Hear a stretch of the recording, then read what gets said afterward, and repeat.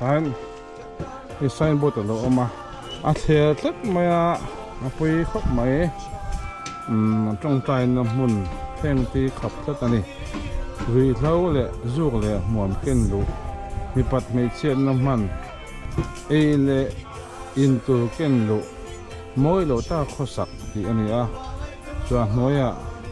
prayer ministry du tlang ti ang ziak bok ani eng ti de kal thin tu chuan kan thla reng don nia zuk le muam ken lu kha arem lo ni ti kha kan hrianga pathian betur kal kan ni a lim takla pathian thlau them pol na changa khun mang thin tu in du sakna ka lang rek a cheu hei va in ni som thum pakhat ani a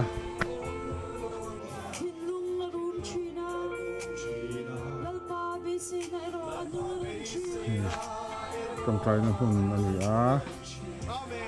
du tang fil sira fil chunga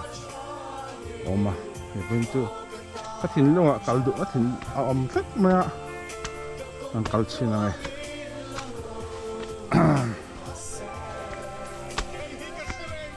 a dai nuam ri kho ai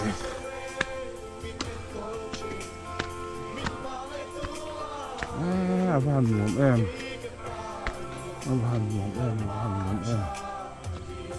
na pa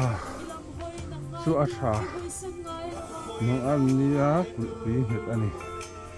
nu bung ka chang sare ano zia kani amen hallelujah hallelujah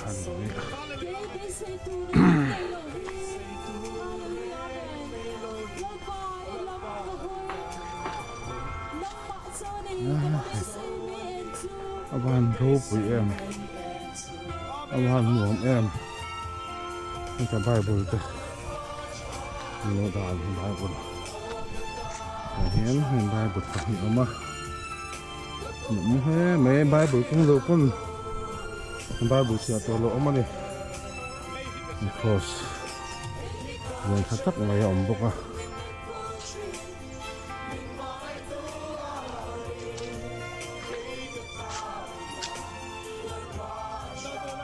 cái phone gì này tắc em đây chúng nó bằng cái cái này cái này cross liền đó mới bắt lời phun rùa bốc à cái cái chồng à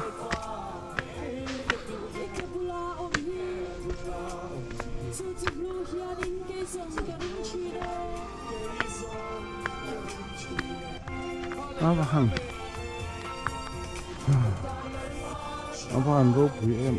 pathian khu sia moi zia he ro pui ta kan chung hi lo se chung lo se san awang tu dia se chung ma chung tiang da mai tu da ngai da cha ngai kan phang kwat phak tiang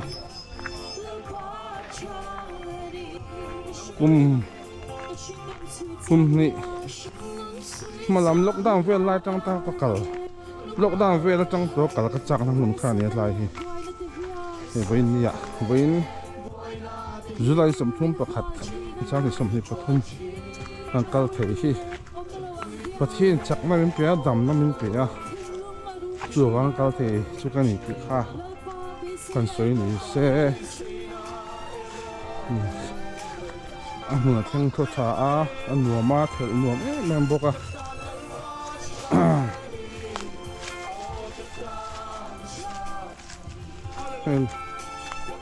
cái video lạc thâu te xỉa đó mà thà đó mà mình nói thì sắc xí na cái đó em xí này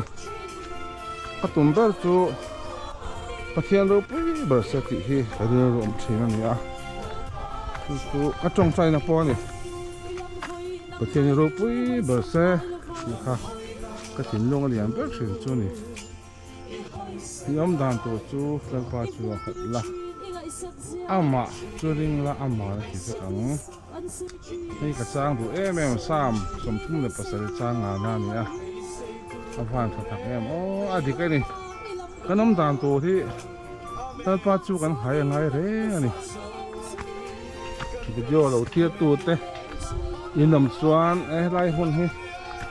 จงใจอินเราก็แบบสิเราอันว่าดอกขับไหม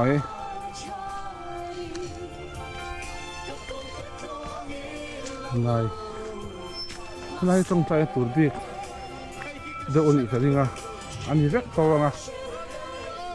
ใส่ที่ยังพอตัวมา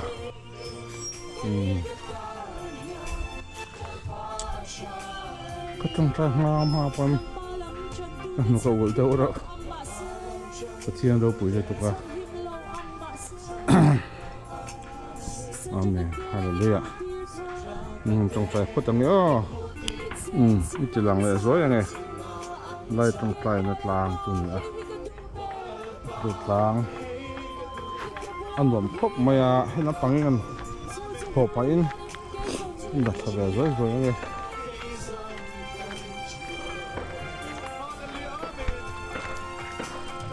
การโฟนจีนกับการโฟวังจงใจหนุ่มไหม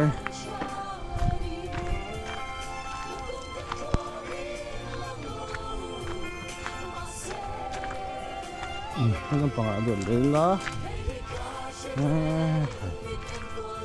หนุ่มตักกันดิ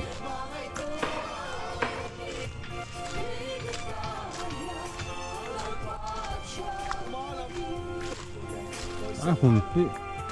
อะไรหนุ่มบอกเสียที่ฟินไปละเขียนสวยนะมั้งต้องใช้ตัวนี้ก็ดีละอันว่ามุ้ง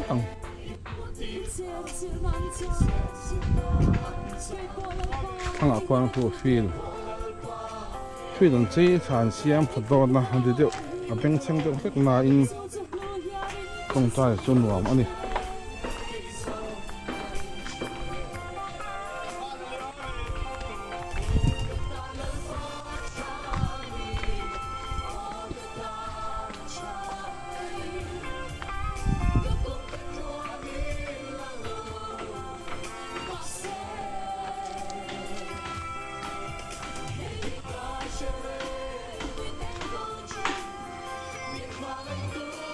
ตกหัวสี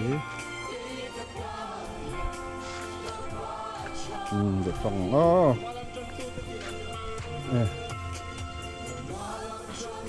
นั่นปลาในตัวเหนียงบายต้องใจ